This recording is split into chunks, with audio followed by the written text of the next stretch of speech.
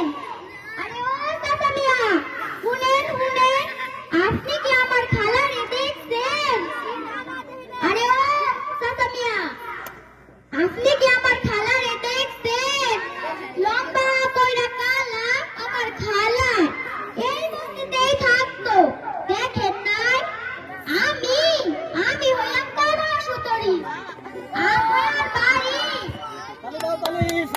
গোপালগঞ্জ জেলার ভাকুরিয়া গ্রাম। আমার আমার জানো আমার নাম কমলা সুন্দরী কেন? আমি যখন হইছিলাম তখন আমার গায়ের রং পুরো কমলার মতো টকটসে ছিল, তাই আমার আব্বা আম্মু সব কইরা নাম রাখছে কমলা সুন্দরী। থাকা দেখো দেখো এখনো কি কম আছে?